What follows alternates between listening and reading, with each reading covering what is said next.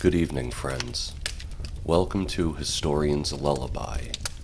I'm trying an experiment by using my real voice instead of one generated by AI. If you prefer a real human voice instead of an AI voice, please let me know in the comments. In the quiet of midnight, when the world exhales and shadows seem to breathe, a name drifts through the centuries like a haunted refrain. Elizabeth Bathory.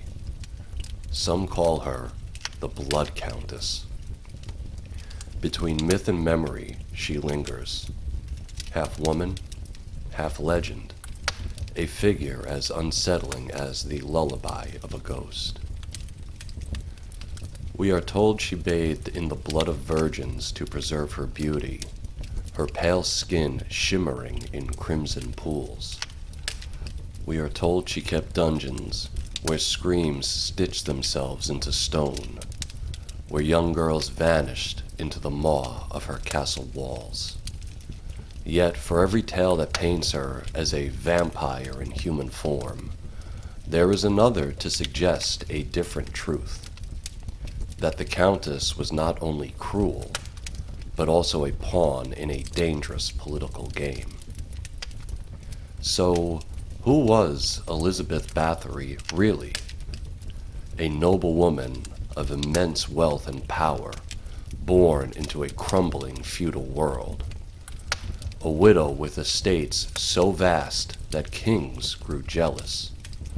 A woman whose legacy has been tangled in horror, folklore, and feminist retellings alike. Tonight, we lean close and listen. Beneath the Gothic myths and the chilling accusations, we search for the heartbeat of history. Was she a monster who drank the lifeblood of the innocent? Or a victim of rumor and ambition? The story that follows will draw you deeper into the candlelit corridors of legend, where truth and nightmare intertwine. The world Elizabeth Bathory was born into was a place of flickering contrasts, half medieval, half modern, caught between the twilight of feudalism and the dawn of new empires. Picture Hungary at the turn of the 17th century, a land where mountains rose like fortresses and endless plains rolled out beneath heavy skies. Winter snow blanketed the Carpathians in silence, while in the valleys smoke curled from peasant cottages, thin and gray against the biting cold. In summer, the air grew rich with the scent of tilled earth and wildflowers, but also the iron tang of blood, for these were years of wars with the Ottomans, of raiders and soldiers, moving like storms across the countryside. The peasants who worked the soil lived lives steeped in hardship. Their cottages were little more than timber frames packed with mud, roofs sagged beneath thatch. Inside, the smell of damp straw and wood smoke clung to everything. A thick stew of cabbage or millet simmered in iron pots, the only meal many would see that day. Chickens scratched in the dirt outside, and pigs rooted through refuse. Life was loud with the bark of dogs, the creak of carts, the clatter of wooden shoes on frozen earth. Theirs was a world of superstition, of charms tied above doorways to keep witches at bay, of whispered prayers against plague and famine, of fires burned on midsummer nights to keep the darkness from swallowing them whole. Above them, in towering castles of gray stone, the nobility lived like another species altogether. Elizabeth's family held immense estates, their strongholds perched high above the peasants' fields, lords of both land and fate. The Bathory castle smelled of tallow candles, beeswax polish, roasting meat, and the musk of hunting dogs stretched before roaring hearths. Tapestries hung heavy on the walls to keep out the cold, woven with scents of saints and battles. The echoes of boots striking stone corridors mingled with the murmurs of servants who bowed low and never dared meet their mistress's eyes. Feasts in these halls unfolded with theatrical splendor. Long tables groaned beneath roasted boar, honey cakes, and spiced wine. The sound of lutes and viols drifted through the smoke of torches. Nobles laughed loudly, their voices shaped by politics, marriages, and war. Beyond the walls, however, wolves howled across the fields, and peasants trudged home in the dark, their bellies empty, their backs bent from toil. The contrast between highborn and lowborn was a wound that pulsed through Hungary, a country divided not just by class, but also by faith, politics, and the creeping shadow of Ottoman expansion. This was Elizabeth Bathory's Hungary, a land where the Middle Ages had not yet died, but the modern world was already pressing at the door. A place of blood and beauty, of superstition and strategy, where the smell of incense in the chapel mixed with the stench of plague, and where every candle cast a shadow deep enough to hide a scream.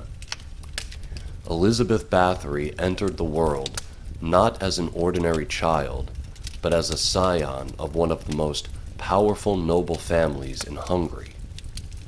Her birth in 1560 was less an arrival than a coronation of possibility.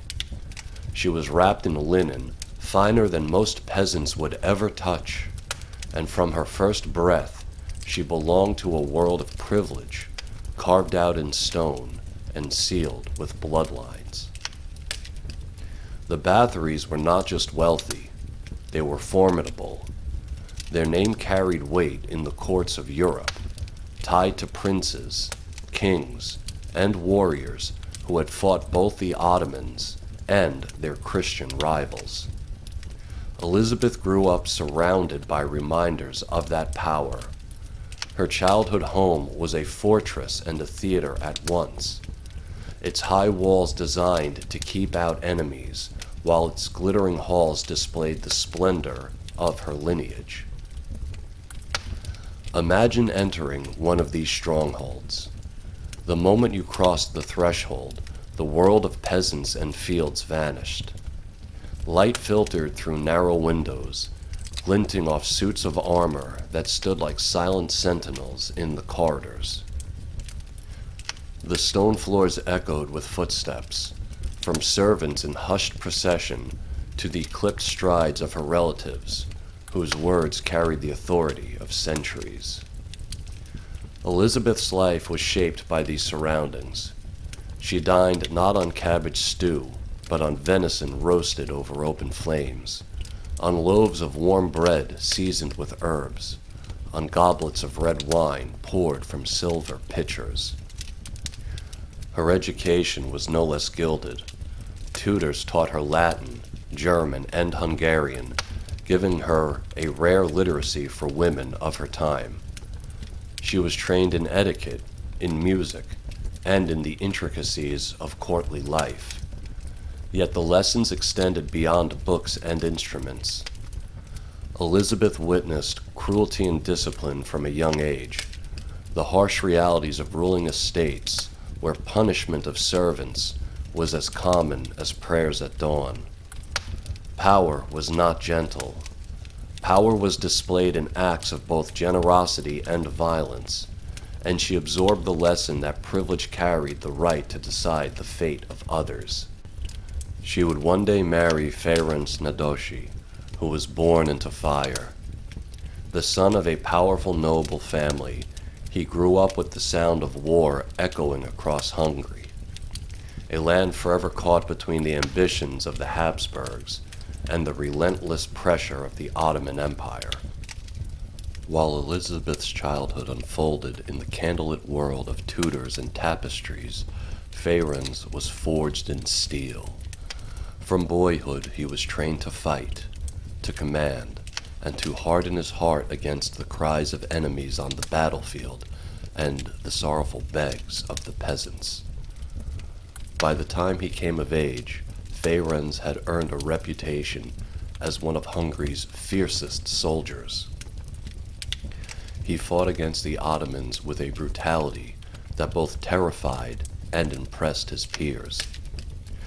His courage and cruelty were remembered in equal measure. To his men, he was a leader of fearsome skill, a man who could ride into battle with the strength of a storm. To his enemies, he was a nightmare cloaked in armor. This was why they called him the Black Knight of Hungary. It was not only for the dark steel of his armor, but for the ruthless shadow he cast across the battlefields of Eastern Europe. Ferenc was not a scholar, nor a man of books. He was fire and thunder, the product of an age when noble sons were sharpened like blades for the defense of Christendom. He spent his youth in the saddle, his hands blistered from weapons, his spirit tested in the smoke and screams of war. Yet his victories brought him not just honor, but wealth and land, and with wealth came expectation. A man of such rank could not remain unwed. His marriage would be more than union. It would be strategy. Elizabeth Bathory was 14 when she was betrothed to Ferenc, and he was in his 20s. The match was arranged by their families, who sought to bind two great houses into an alliance that would strengthen their hold on Hungary's shifting political landscape. Their wedding was an affair of immense splendor, held in the year 1575. Nobles from across the kingdom gathered in the town of Verano, where the celebration lasted for days. The streets filled with the scents of roasted... Get rid of that. Get rid of all of that. Well, just from the streets filled. Gifts poured in. Servants scurried to accommodate the throngs of guests. The torches lit the night with a fiery glow that seemed to promise both glory and prophecy. Elizabeth, young and brilliant, stepped into this marriage like a jewel set in iron. Ferenc gave her his name, and with it, a place among Hungary's most formidable dynasties. As a gesture of devotion, he presented her with Székely Castle, a gift that would become infamous in the years to come.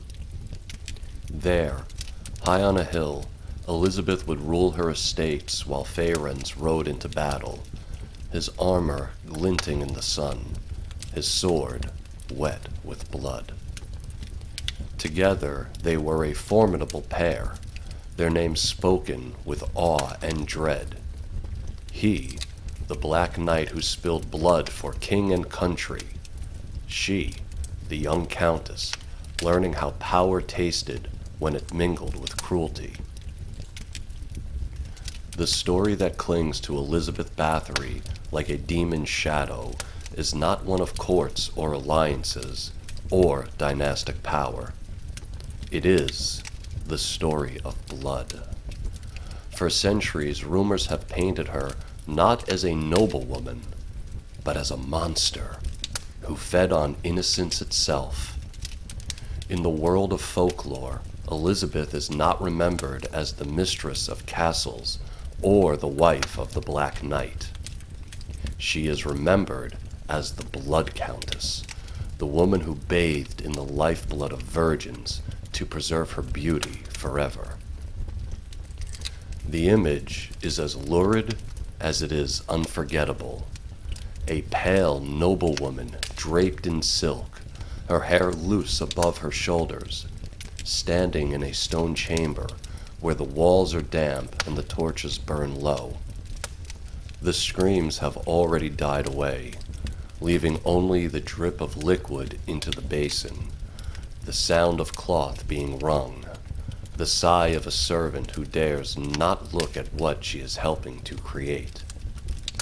This is the picture that writers and storytellers, centuries after her death, painted with fevered strokes. It was not enough that Elizabeth Bathory had been accused of cruelty. It was not enough that peasant girls were said to vanish into her castle and never emerge. To satisfy the Gothic imagination, she needed to be transformed into something far darker, something almost supernatural. She became less a woman of flesh and more a vampire dressed in human form. According to the legend, the first act was almost accidental.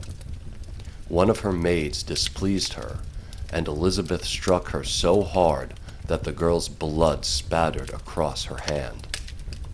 Later, when Elizabeth wiped it away, she thought her skin looked more youthful, more radiant. From that moment, the obsession took root. If a single drop could smooth her flesh, then a basin full could keep her forever young. The story says that girls were lured to the castle under the promise of work, only to be drained of their lives in secret chambers, the blood collected for the Countess's unholy rituals. For the girls who entered Chete Castle, the air itself felt heavy, as if it carried secrets too dreadful to name. They came from villages where bread was scarce and winters cruel, lured by promises of work and shelter. At first, the stone walls seemed magnificent, almost holy, their size and grandeur dwarfing the thatched cottages they had left behind. But soon, the awe gave way to dread. The corridors were dim, lit by torches that dripped resin and smoke. Servants moved in silence, their eyes lowered, their mouths tight. The girls sensed the fear before they understood it, a tension that clung to every corner. When the Countess entered, her steps sharp against the stone, the air froze. Her pale face seemed carved from marble, her gaze both beautiful and merciless. Punishment came swiftly and without reason. A stumble while carrying a tray, a stitch sewn crooked, a whisper too loud. Any mistake could summon her wrath. The walls echoed with cries that faded into silence, cries that the girls prayed never to recognize as their own. At night, lying on straw pallets, they clutched one another, listening for footsteps in the dark. Some were taken and never returned. To serve Elizabeth Bathory was to live balanced on the knife edge of terror. Each day might be the last. Each moment might summon the hand that would reach out, strike, and draw the blood she was said to crave. Later writers took these stories and embroidered them with even darker threads. Poets and pamphleteers turned her into the female counterpart of Dracula, though she predated him by centuries. Romantic and Gothic authors imagined her wandering through candlelit halls with her gown stained crimson, her lips wet with blood.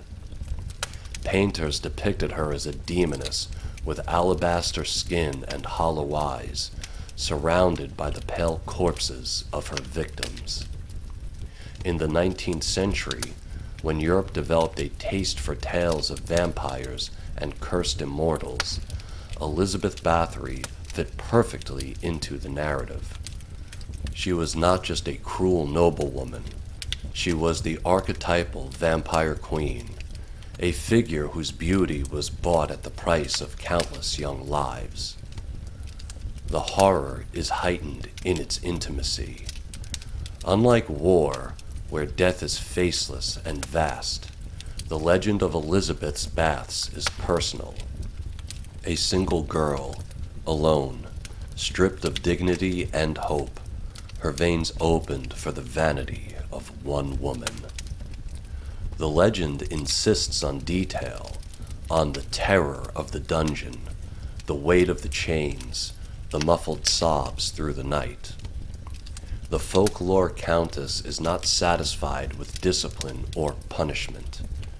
She is driven by hunger, by obsession, by the dark alchemy of youth preserved through violence. It is no wonder the legend persisted. There is something both mesmerizing and revolting about the image of beauty fed by death. It lingers in the imagination because it touches on one of the deepest fears and desires of humanity. Who would not wish to hold back the tide of age? And what would they sacrifice to do so? In Elizabeth's myth, we see the cost laid bare, the cruelty of vanity transformed into ritual slaughter. The legends about Elizabeth Bathory are soaked in blood, but when we turn from folklore to history, we find something more unsettling still. The myths have added color, but the truth that emerges from the trial records is no less haunting. Hundreds of voices spoke against her, over 300 testimonies in all, gathered like a chorus of accusation. They tell us of cruelty and death, of a castle that swallowed young women whole, and of accomplices who carried out the horrors at the Countess's command.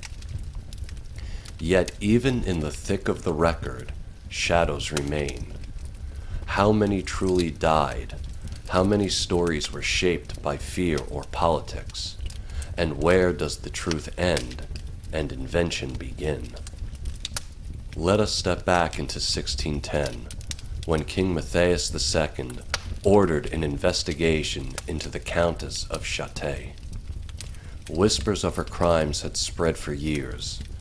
Peasant families told of daughters who never returned. Local priests spoke of funerals performed in haste, bodies buried without the rites of the church. Nobles, once eager to curry her favor, began to speak of her with unease. At first, it was rumor.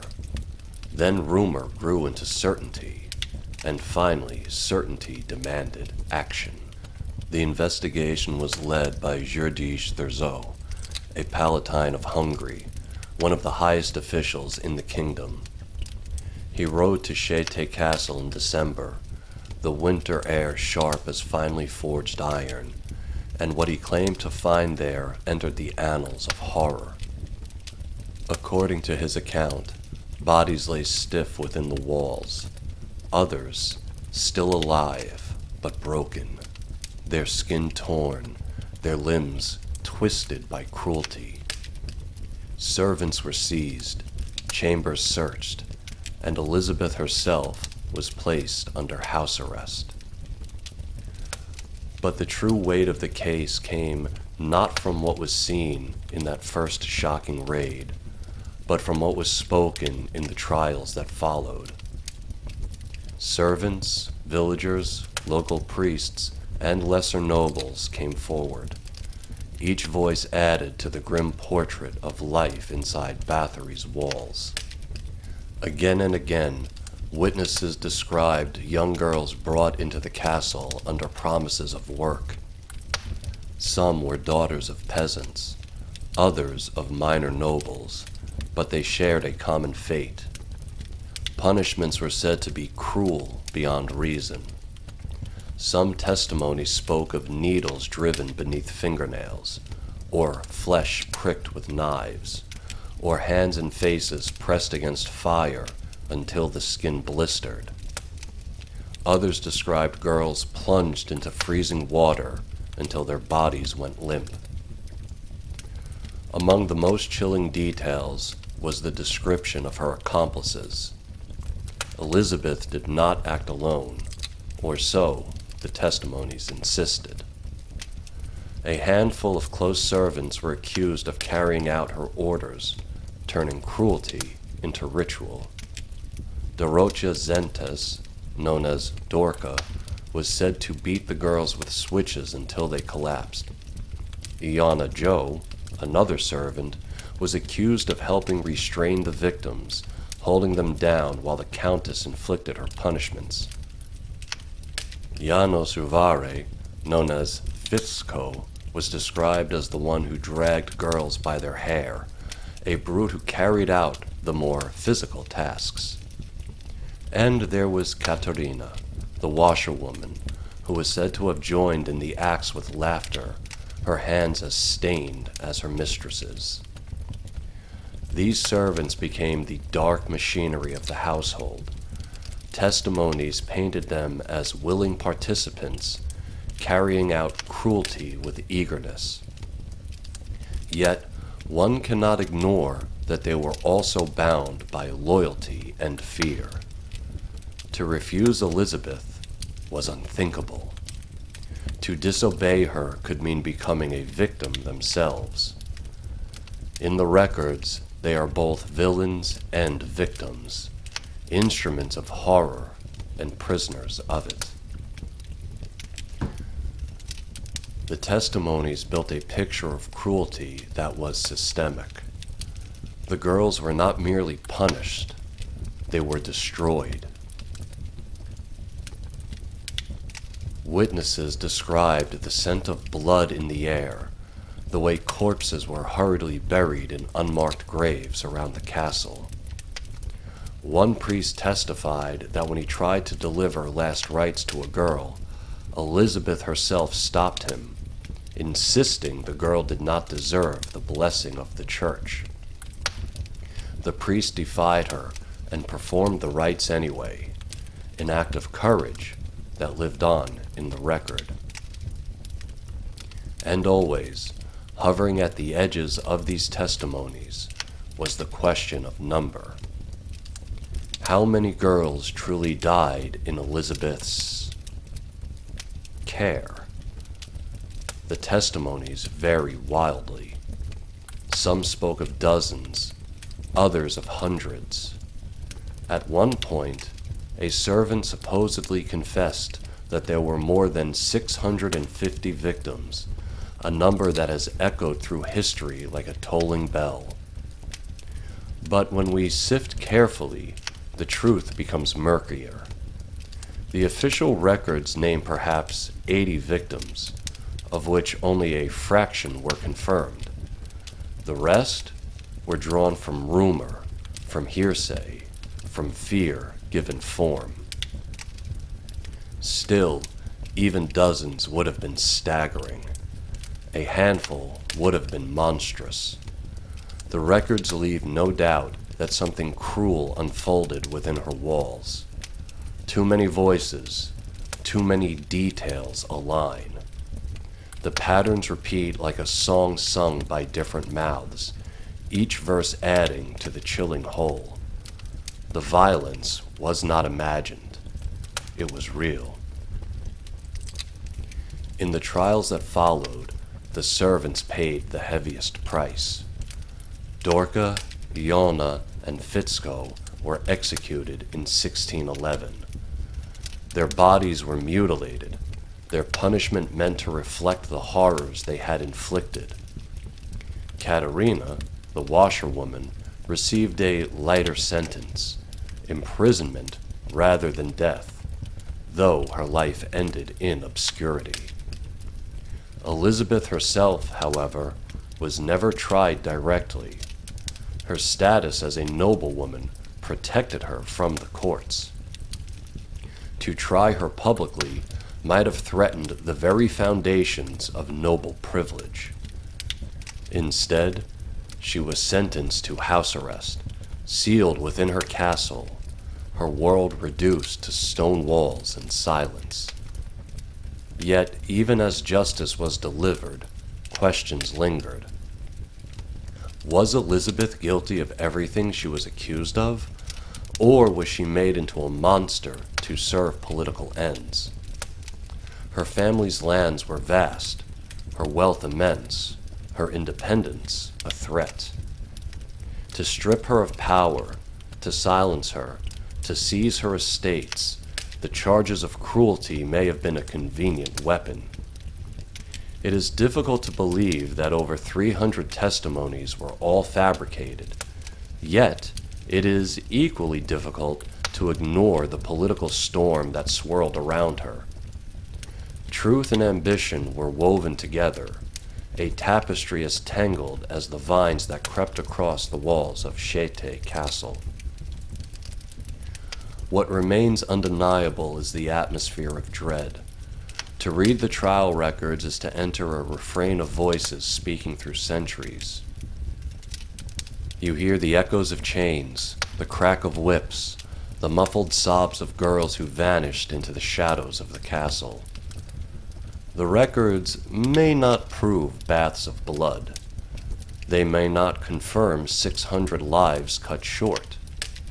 But they tell us of a household steeped in cruelty, where fear was a daily companion, and where the mistress of the castle ruled with a hand that could caress or strike without warning.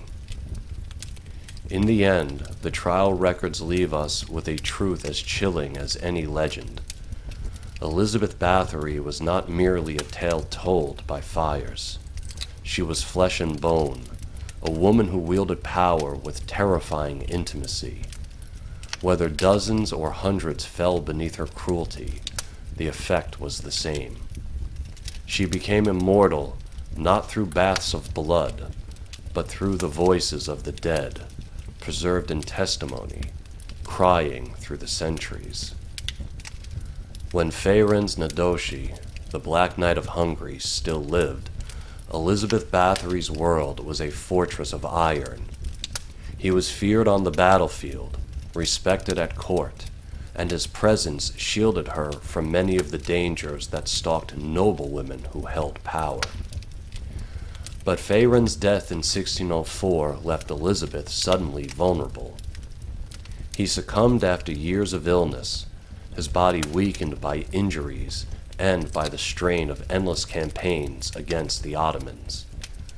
Accounts say his legs were left paralyzed before the end, the mighty warrior reduced to a shadow of himself. When death finally claimed him, the halls of Chete Castle felt silent. The torches flickered, but the Black Knight's shadow no longer stretched across them.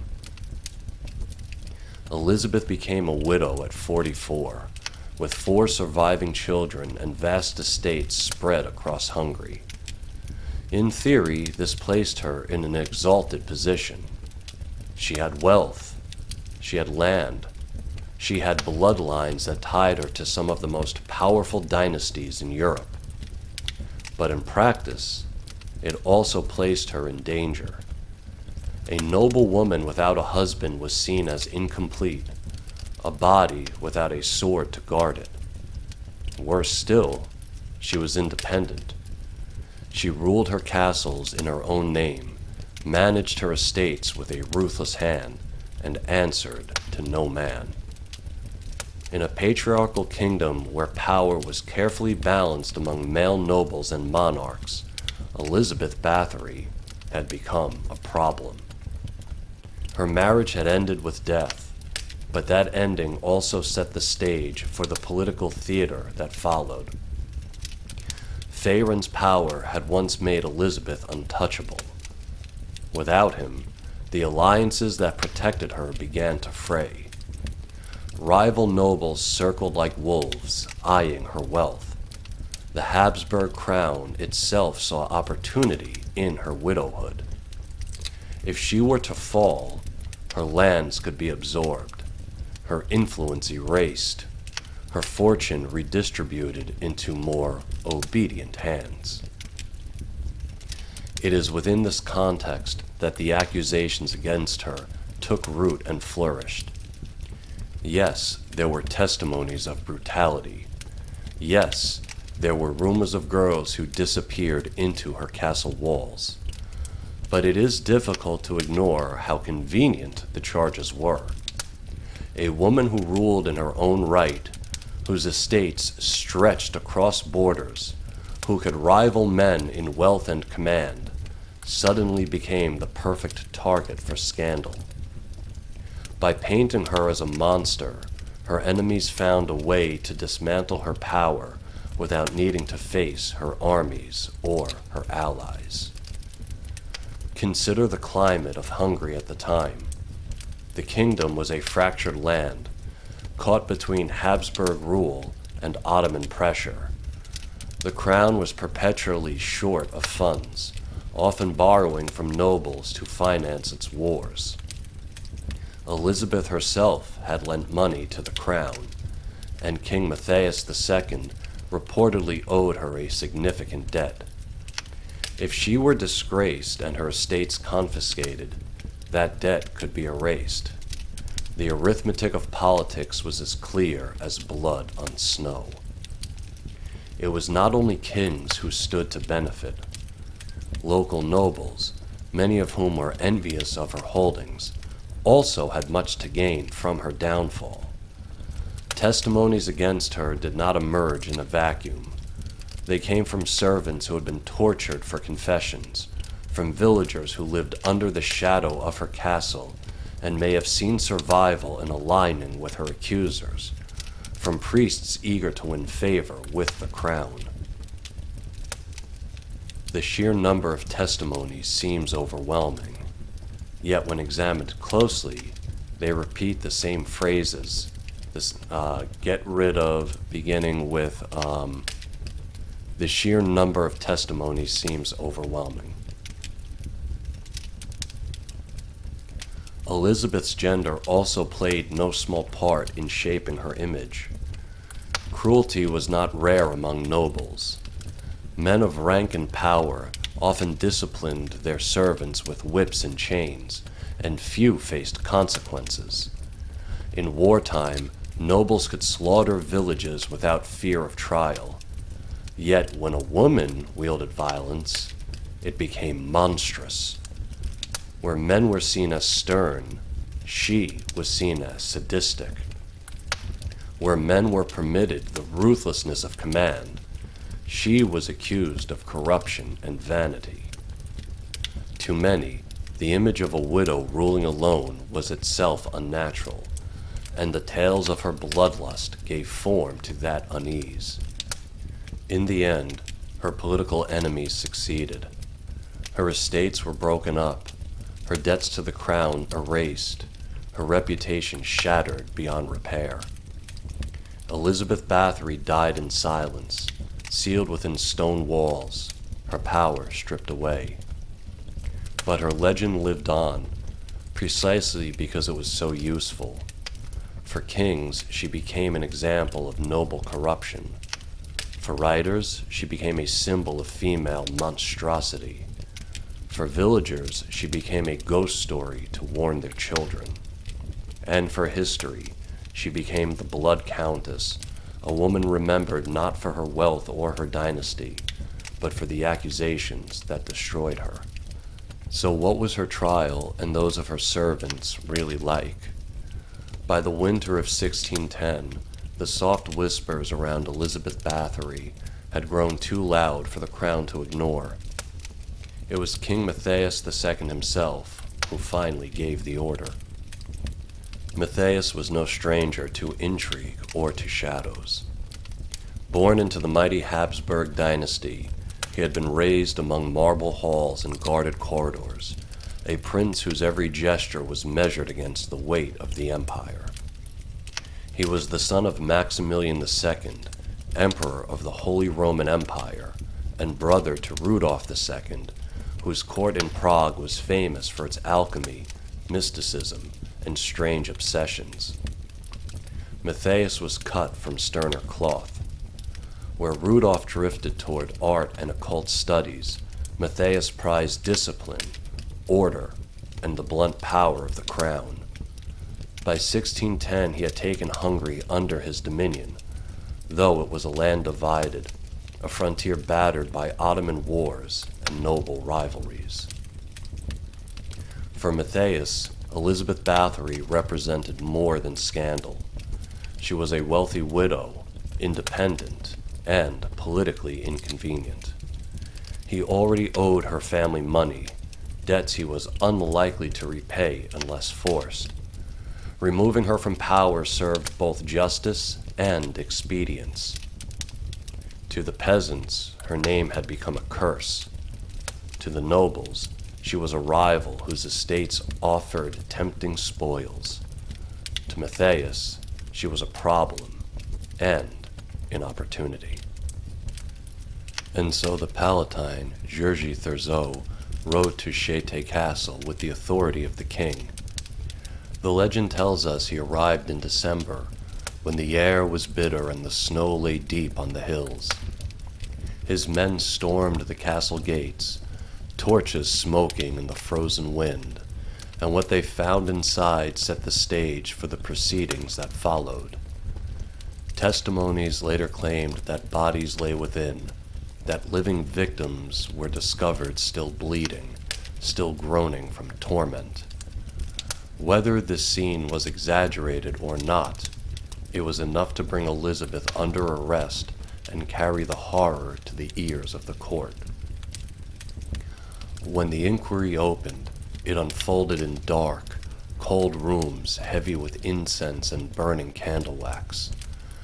The proceedings were not the open trials of modern imagination, but gatherings of nobles, priests, and officials who listened to testimonies recorded by scribes.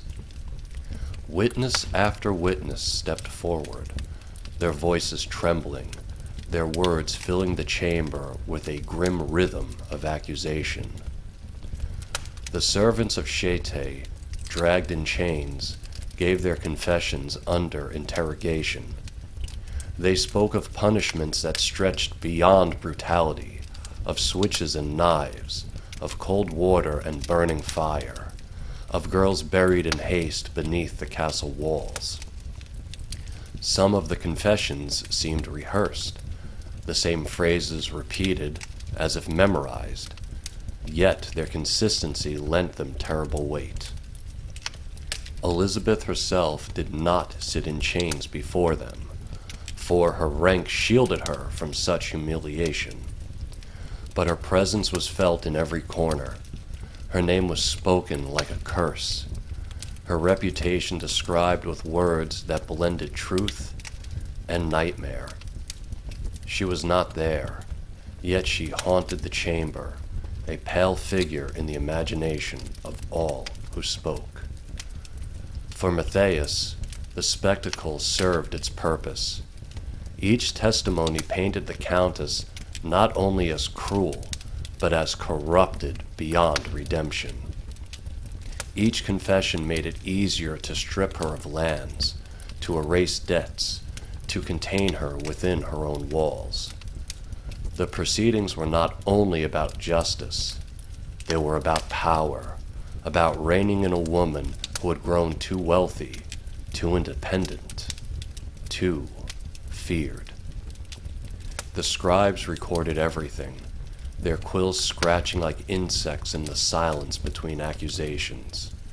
Thus, the investigation of 1610 became a performance, both legal and theatrical. It satisfied the peasants who wanted justice, the nobles who wanted their lands, and the king who wanted her debts erased. Whether Elizabeth was guilty of every accusation or not, the outcome was already written the moment Matthias ordered the inquiry. The trial was not simply about a woman accused of brutality.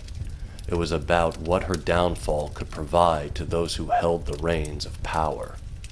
When the inquiry of King Matthias II sealed Elizabeth Bathory within the walls of Chete Castle, it might have seemed that her story would fade into silence.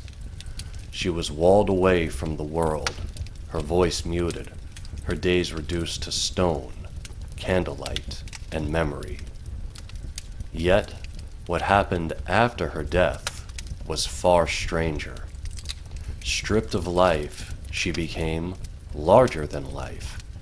Her shadow lengthened across Europe, growing not weaker, but darker, more haunting, until she stepped out of history and into legend. It began with campfire stories, carried by peasants who passed the tale of the cruel countess down through generations. They spoke not only of torture, but of a thirst that could never be quenched, a hunger for youth that no mortal woman should possess. The story of her alleged bloodbaths, first told in fragments, grew richer and more terrifying with each retelling. A single violent incident became a ritual. A cruel mistress became a sorceress. A widow with too much power became a monster with eternal hunger. By the 18th and 19th centuries, when Europe developed a fascination with the supernatural, Elizabeth Bathory found new life as a proto-vampire. Her legend was too perfect to ignore. A noblewoman, a castle of horrors, innocent maidens drained of vitality. All the pieces were there. She was not buried as a forgotten Hungarian widow. She was resurrected as the Blood Countess, the female Dracula. Writers of the Gothic tradition wove her into the dark fabric. Sheridan Lee Fanu's Carmilla, published in 1872, gave the world one of its earliest lesbian vampire tales.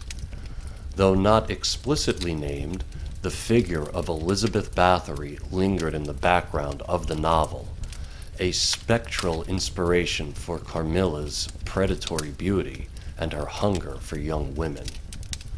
Bram Stoker, who wrote Dracula a few decades later, never mentioned her directly, but the resonance is unmistakable. The idea of an aristocratic predator feeding on the innocent was already part of the cultural air, and Elizabeth's legendary horrors hung over it. Her transformation into Gothic icon did not stop with the page. In the 20th century, film embraced her with relish. Hammer horror films in the 1960s and 1970s reimagined her as a vampiric countess who bathed in blood to preserve her beauty. Actresses, draped in blood-soaked gowns, played her as both alluring and terrifying, a blend of seduction and horror that thrilled audiences. These films sealed her place in pop culture, ensuring that Elizabeth Bathory would forever be more than history. She became an archetype, a character who could appear in novels, films, and even modern television series, the legend adaptable to every generation's appetite for the macabre. The blurring of her story into vampire mythology was inevitable because her tale contained all the elements that Gothic horror loves. Castles heavy with shadow, a woman who defied natural limits, the innocent sacrificed for unnatural reasons. These details resonate like the tolling of a bell. Even if the historical records never proved bloodbaths, the imagination of storytellers filled the silence with crimson. And so, Elizabeth's story did not end in 1614, when she died in her bricked chamber. Instead, her afterlife began. She slipped from the courtroom into folklore, from folklore into literature, from literature into cinema, and from cinema into the enduring imagination of anyone who hears her name today. The Countess became eternal, not through blood, but through story. She stands alongside Dracula, Carmilla, and every other creature of the Gothic canon, a reminder that myth has sharper fangs than truth. Stories are never still. They breathe, they twist, they grow, shaped not only by truth, but by imagination, by fear, end by desire. Elizabeth Bathory began as a woman of flesh and power, a widow who ruled her estates with iron will, a noble woman in a kingdom splintered by war and intrigue. But over time, she became something else. She became the Blood Countess, a vampire in silks, a murderer bedecked in jewels, a creature of eternal hunger. The transformation was not born of evidence, but of memory and politics, exaggerated and retold until it hardened into legend. It is easy to see why her tale grew so large. We are fascinated by beauty that hides evil, by power that corrupts, by the forbidden image of youth preserved through the suffering of others. When storytellers drenched Elizabeth in blood of the innocent, they were not merely recording history, they were satisfying a deeper appetite. Her story became a mirror for human fears, for our fascination with death, with desire, with the terrible cost of vanity. Legends exaggerate because exaggeration is what lingers. The human mind remembers the blood, the screams, the baths that gleamed red in torchlight, long after it forgets the dusty details of legal proceedings. Yet behind the legend, there was still a woman. Elizabeth Bathory lived in a world where cruelty was commonplace, where nobles held the power of life and death over peasants, where women were often pawns in dynastic games. She was not an ordinary woman, but she was still human. She laughed, she prayed, she grieved for her husband who left her widowed. She raised children who would one day inherit her name. Whatever darkness she carried, she also endured the weight of being a person trapped by her age, her choices, and her ambition. To see her only as the Blood Countess is to flatten her into a monster, to forget that monsters are made, not born. Was she guilty of these horrific crimes? Almost certainly. Were the stories embroidered by enemies who stood to gain from her ruin? Almost certainly. The truth lies somewhere in the shadow between, and it is in that shadow that history is most alive. Think of her final years, sealed away in her castle. The walls that once echoed with feasts and laughter became her prison. The woman who once ruled vast estates now stared at the same cold stone walls day after day, her power stripped away, her voice unearthed. No blood, no rituals, no youthful radiance could save her from the ordinary fate of flesh. She died in silence, forgotten by those who once feared her, remembered only in murmurs that grew darker with time. And yet, perhaps that is the greatest irony. She longed, or so legend tells us, to preserve herself forever. In truth, she achieved it, not through blood, but through story. Elizabeth Bathory remains immortal because we are still speaking her name, still imagining her, still haunted by the image of her pale face rising from bloody waters. Legends exaggerate, yes, but they also preserve. They keep memory alive, even as they distort it. Elizabeth Bathory, whether she deserved it or not, became the Blood Countess of legend. And once you have been remade by myth, you can never return to the realm of the ordinary. In the corridors of folklore, she will forever be there, raising her face to the torchlight, assuring to herself that beauty is worth any price. So let us leave the Blood Countess where she belongs, in the half-light between truth and myth. Let us remember that beneath the Gothic imagery was a human heart, however flawed, beating against the confines of history. and let us carry forward the lesson that stories are never just about the past. They are about us, about what we fear, about what we desire, about the shadows we are willing to believe in order to make sense of the world. Elizabeth Bathory will always be with us, not as she was, but as we have imagined her. The woman, the widow, the monster, the myth. Her story is a lullaby of horror, sung softly through centuries, both terrifying and strangely comforting, because it reminds us that history is alive in the stories we tell. And as the last candle burns low, as the night draws closer, perhaps you feel her presence still, watching from the corners of legend. Do not be afraid, for this was only one story, one serenade in the long dream of history. Many more await in the shadows, eager to be told, eager to be heard. Sleep now, if you can.